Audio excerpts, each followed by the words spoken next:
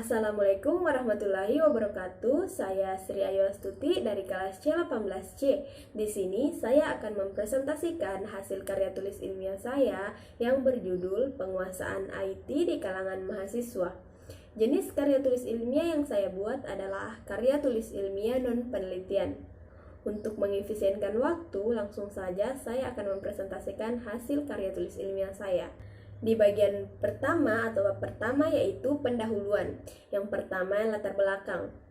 Teknologi informasi atau dalam bahasa Inggris dikenal dengan istilah Information Technology atau IT adalah istilah umum untuk teknologi apapun yang membantu manusia dalam membuat, mengubah, menyimpan, mengkomunikasikan, atau menyebarkan informasi.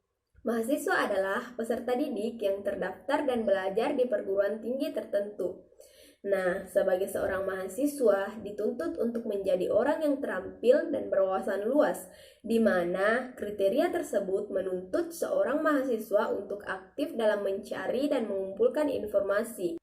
Nah, di sini sebagai seorang mahasiswa dituntut untuk menjadi orang yang terampil dan berwawasan luas, di mana kriteria tersebut menuntut seorang mahasiswa untuk aktif dalam mencari dan mengumpulkan informasi sebanyak-banyaknya untuk menyandang status intelektual yang dimilikinya.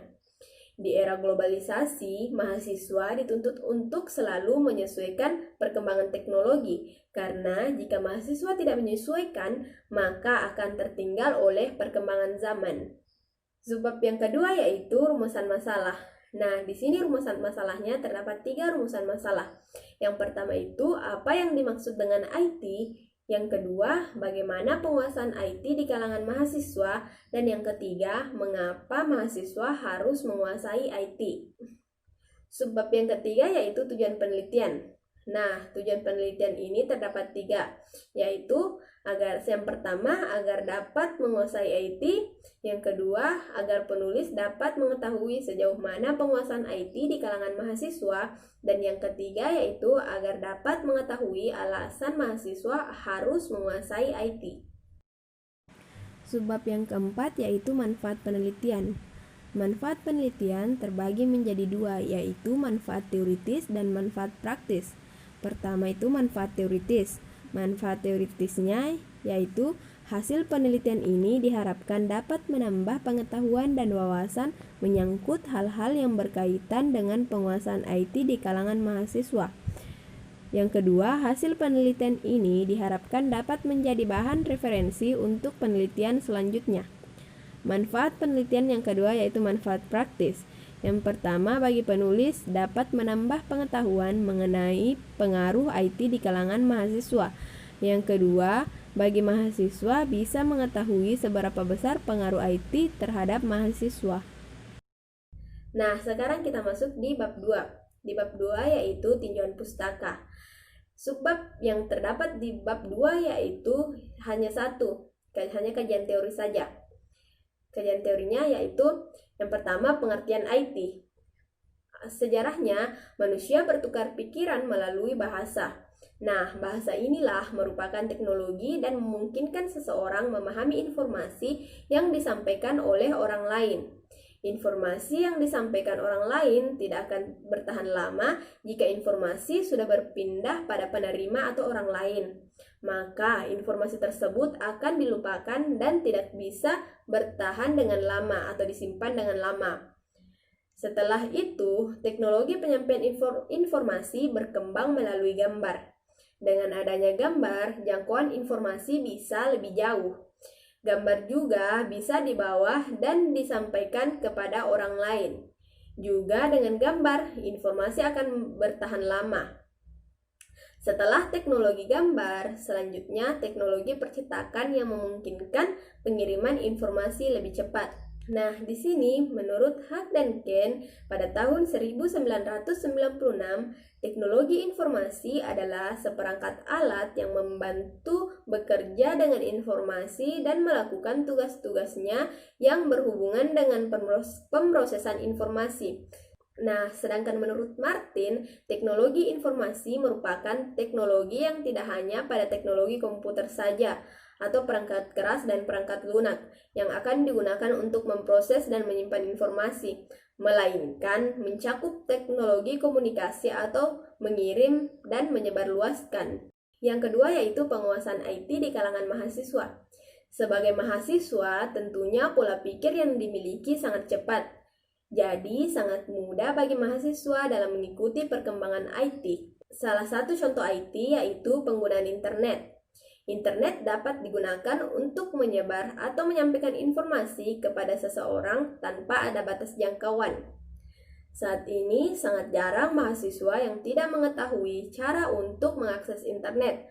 Dan bahkan sebagai mahasiswa sekarang sebagian sudah mahir dalam menggunakan alat-alat teknologi.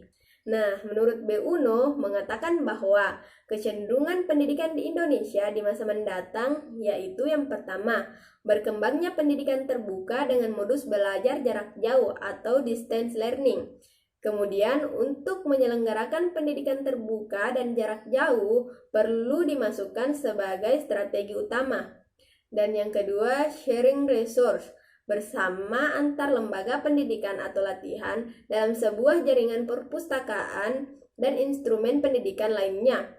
Guru atau laboratorium berubah fungsi menjadi sumber informasi daripada sebagai rak buku. Yang ketiga, penggunaan perangkat teknologi informasi interaktif seperti CD-ROM multimedia dalam pendidikan secara bertahap menggantikan televisi dan video. Nah, di sini mahasiswa sebagai peserta didik pada tingkatan yang tertinggi dituntut untuk berwawasan luas dan hal tersebut akan lebih mudah dicapai dengan memenuhi kebutuhan informasi secara cepat dan efisien menggunakan perangkat teknologi informasi. Maka dari itu, sebagai seorang mahasiswa yang memiliki jenjang yang paling tertinggi, harus dan wajib menguasai perkembangan informasi dan teknologi agar tidak mengalami ketertinggalan. Nah, selanjutnya dan yang terakhir yaitu bab 3, bagian penutup. Nah, di bab 3 ini terdapat 2 subbab, yaitu kesimpulan dan saran. Yang pertama itu kesimpulan. Kesimpulan pertama itu IT atau Information Technology adalah alat teknologi yang membantu manusia dalam membuat, mengubah, menyimpan, mengkomunikasikan, atau menyebarkan informasi. Kesimpulan yang kedua yaitu penguasaan IT di kalangan mahasiswa sangat dipengaruhi oleh perkembangan ilmu pengetahuan dan teknologi. Maka dari itu, di masa yang akan mendatang, Indonesia memiliki kecenderungan pendidikan yaitu berkembangnya pendidikan terbuka dengan modus belajar jarak jauh untuk menyelenggarakan pendidikan terbuka dan jarak jauh perlu dimasukkan sebagai strategi utama. Dan kesimpulan yang ketiga atau yang terakhir yaitu mahasiswa merupakan jenjang yang paling tinggi dan harus menguasai perkembangan informasi dan teknologi. Sebab kedua yaitu saran. Melihat penguasaan IT di kalangan mahasiswa sangat dipengaruhi oleh perkembangan ilmu pengetahuan dan teknologi. Maka saran yang dapat saya berikan adalah mahasiswa harus menguasai perkembangan informasi dan teknologi karena masa yang akan mendatang Indonesia akan memiliki kecenderungan pendidikan. Itulah tadi presentasi mengenai hasil karya tulis ilmiah saya. Lebih dan kurangnya mohon dimaafkan. Assalamualaikum warahmatullahi wabarakatuh.